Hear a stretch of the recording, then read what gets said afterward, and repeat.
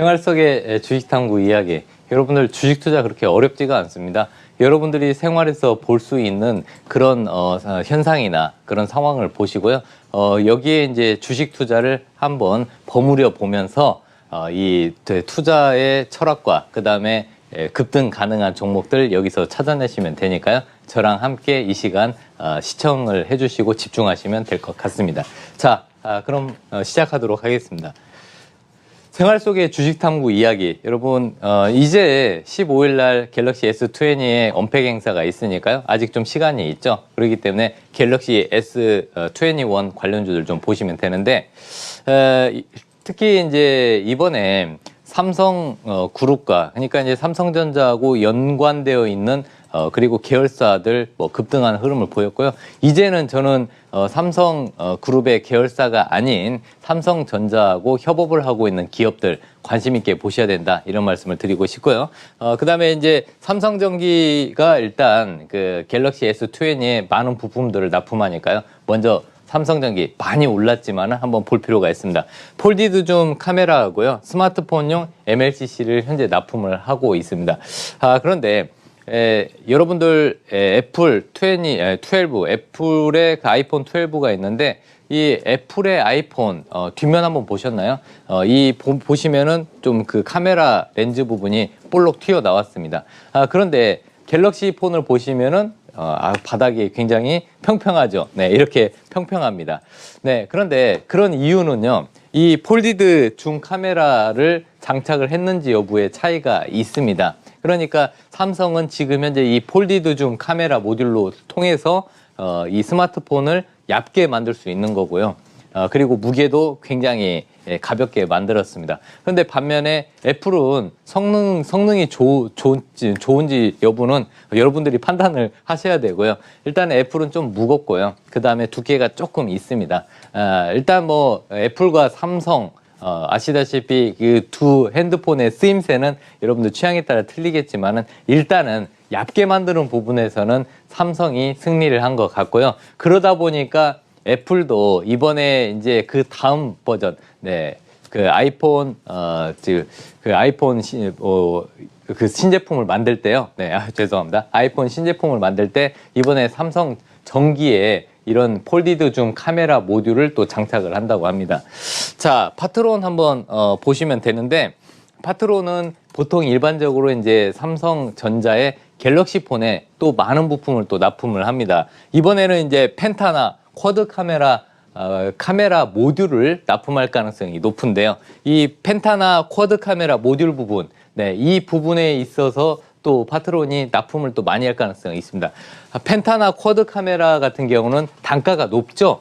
그러다 보니까 파트론 올해 실적이 좋아질 것으로 보고 있습니다. 거기에다가 자동차용, 전장용 카메라 모듈, 그리고 LED 전조등 사업, 이런 부분도 잘 한다면은 또 실적이 좋아지겠죠. 그래서 올해는 또 파트론을 좀 봐야 되지 않을까 생각이 되고요. 또 한 가지, 자화전자. OIS라고 해서 이제 카메라 모듈 OIS 액추에이터를 생산합니다. 여러분들 카메라를 이렇게 들고 다닐 때 찍으면은 떨림이 있죠. 그런데 아시다시피 삼성의 최신 폰, 갤럭시 폰은 들고 다니면서 여러분들 찍으셔도 아마 화면이 깨끗하게 잘 나올 겁니다. 이 떨림을 방지하는 기능이 OIS 액추에이터인데, 이 OIS 액추에이터를 자화전자가 생산을 합니다. 거기에다가 여기에 이제 또 그 OIS뿐만 아니라 또 손떨림 방지 칩도 중요하죠.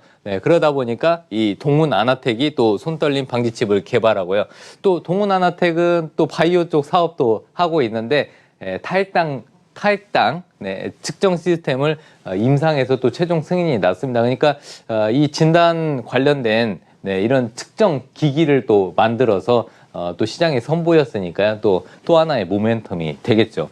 자, 또 옵트론텍 광학 필터하고 광학 렌즈 모듈, 그리고 가변 조리개를 제조합니다. 그래서 이 부분에 있어서는 또 옵트론텍이 또 기술력이 있으니까요. 옵트론텍도 볼 필요가 있습니다. 자, 마지막으로 이제 액트로는 고사양 폴디드 줌 카메라 모듈, 액추에이터를 또 공급하죠. 삼성이 아시다시피 처음에 개발하면은 한쪽으로 몰아줍니다. 그런데 개발 이후에는 이 그 관계사들한테 뭐 20%, 10%, 30% 이런 식으로 나눠주는 그런 전략을 쓰고 있는데요.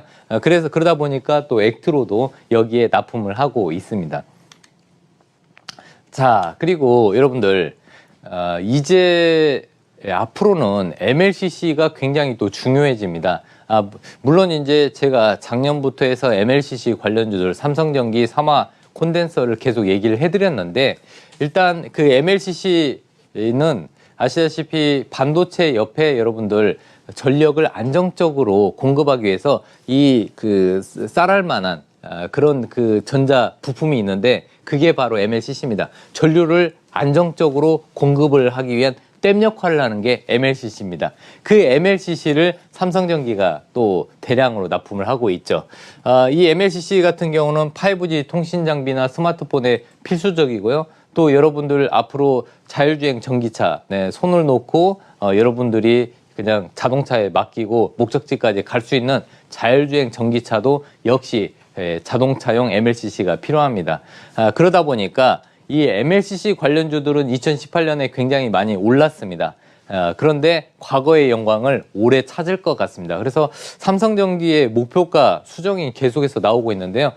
심지어는 증권사의 그 목표치보다 더 빨리 상승을 해서 이 목표치의 그 수정치가 계속해서 바뀌고 있습니다. 그래서 일단은 저는 삼성전기 여러분들 계속 관심 있게 보시고요. 또 한 가지 대만의 MLCC 업체들 얘네들이 또 문제인데 대만과 중국에서 MLCC를 대량으로 생산하면은 MLCC 가격이 떨어집니다. 그런데 다행인 것은 이 대만의 MLCC 업체들이 중국 공장 가동률이 현저하게 떨어졌고요. 이 가동률이 떨어진 부분을 춘절 이후, 우리로 따지면 설 이후에도 그렇게 쉽게 가동률이 회복되지 않을 것으로 보고 있습니다. 그러다 보니까 MLCC 가격은 견조할 것으로 보고 있고요. 또 중화권에서 스마트폰 출하량이 또 확대되면서 또 삼성전기의 이 부품들이 또 수출이 많이 될 것으로 보고 있습니다. 그래서 삼성전기 계속 관심 있게 보시고요.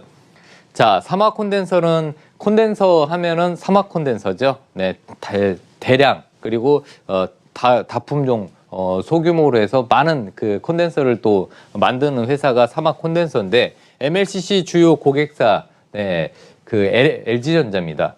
네, 저는 이 삼화 콘덴서가 LG전자 선택을 잘했다고 생각을 하는데요. 앞으로 LG전자가 애플카도 협력해서 만든다면은 이 삼화 콘덴서의 MLCC 더욱더 매출이 증가하겠죠.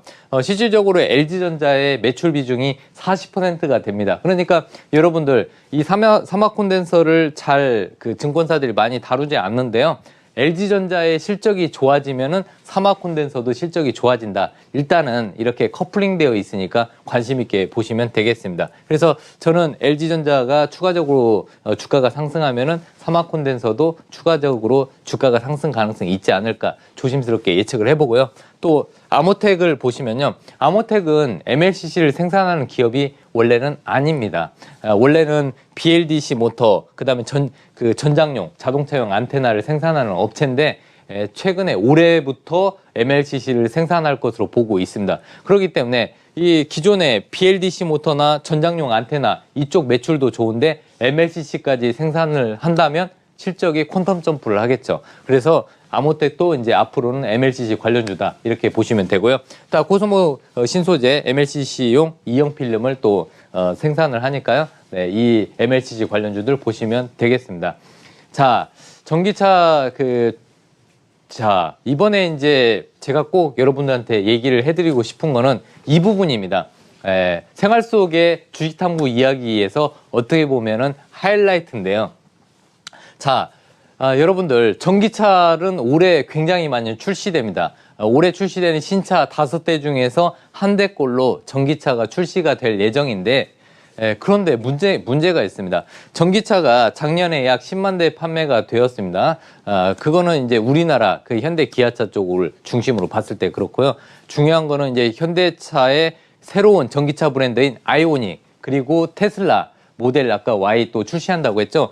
그러면은 전기차들은 굉장히 많아지는데 충전 시설이 턱없이 부족합니다. 물론 지금 현재 정부에서 부랴부랴 전기차 충전소를 확충하고는 있지만 아시다시피 여러분들 아파트, 신축 아파트는 한 10대 정도 전기차 충전 시설이 있고요. 구축, 옛날 아파트는 2개 정도밖에 없습니다. 그러다 보니까 전기차 충전 문제로 많이 이웃 간의 다툼도 생기고 또 충전 시설 부족으로 인해서 전기차를 가지고 계신 분들 굉장히 불편한데요.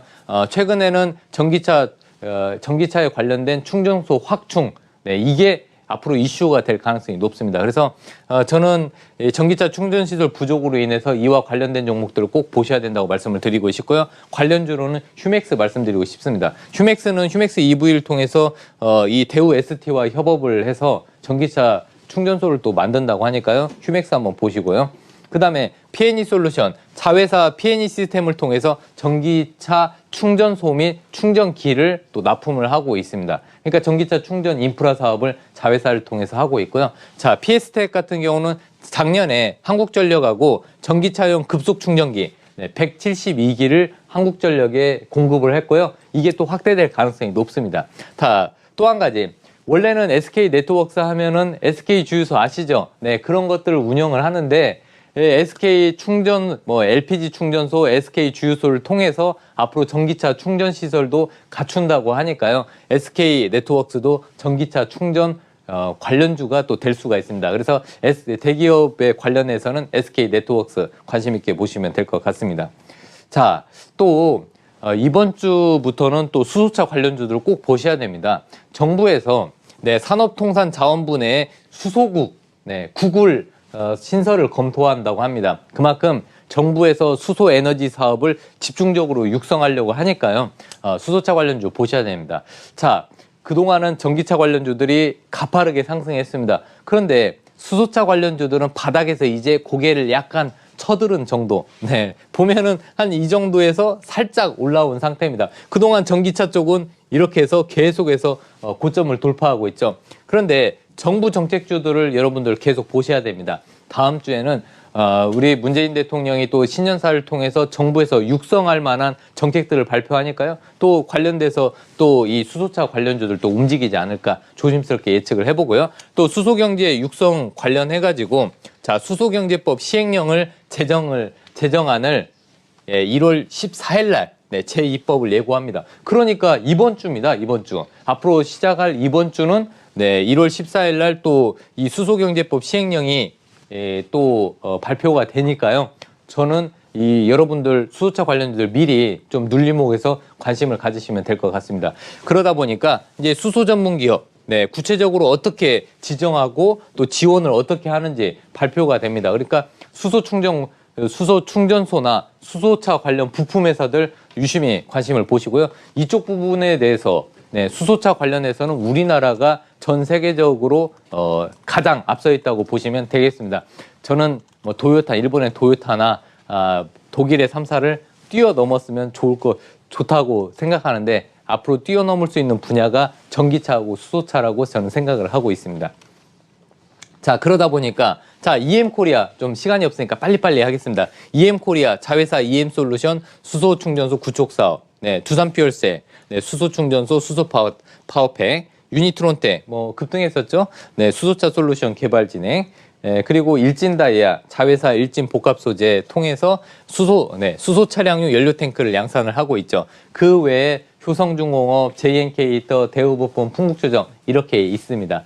그래서 저는 이 수소차 관련주들 좀 더 여러분들 자세히 말씀을 드리고 싶고 매수하는 타점을 좀 정확히 알려드리려고 하는데요.